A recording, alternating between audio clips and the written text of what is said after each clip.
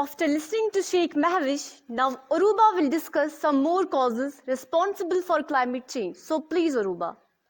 Assalamu alaikum wa rahmatullahi wa barakatuhu. Walaikum assalam wa rahmatullahi wa barakatuh. As my sister Mavish has already discussed some important causes, adding to her other causes, industry and manufacturing.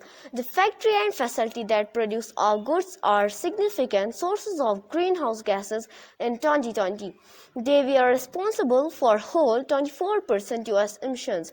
India is the world's third largest emitter of greenhouse gases after China and US. The next is buildings. Both residential and commercial buildings emit a lot of greenhouse gases.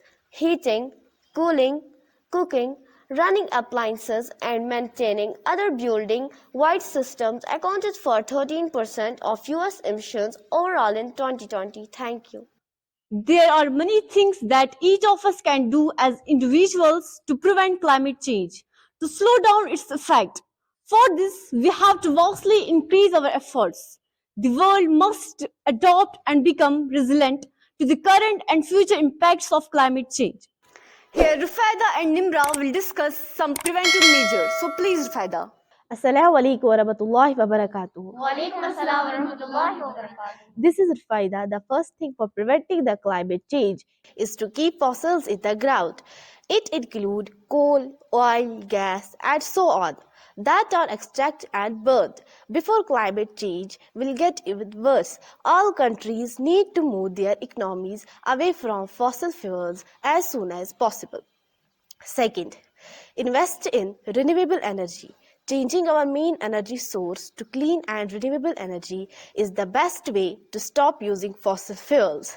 These include technologies like solar, wind, wave, tidal, and geothermal power, and restore nature to absorb more carbon.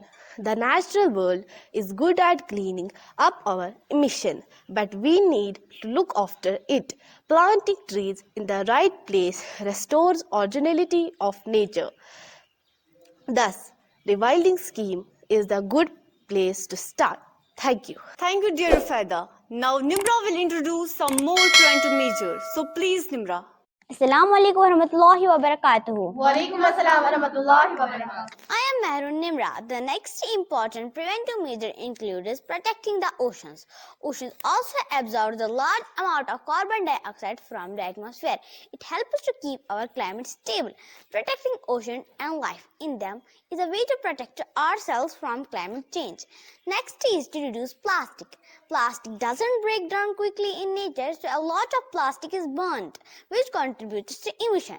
Demand for plastic is rising so quickly that creating and disposing of plastic will account for 17% of the global carbon budget by 2050. Thus, instead of using plastic, we should switch on to those things which can be reduced, recycled, and reused. Thank you. Thank you, dear Nimra. As per the religious account, Islam teaches us to take care of the earth. Muslim believes that humans should act as guardians or Khalifa of the planet, and that they be held accountable by Allah for their actions.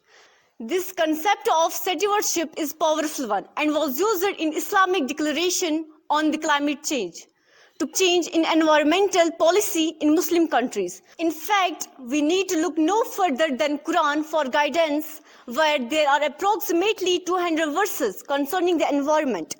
Muslims are taught that greater indeed than the creation of man is the creation of heaven, is the creation of earth. The reality is that nothing could be more Islamic than protecting Allah's precious creation, that is the earth. So at the closure of this discussion, we scan it through climate change, its causes and preventions. After knowing both the causes and preventive measures, we should never ignore our responsibilities towards our environment. Otherwise, all mankind will have its dire consequences. Thank you.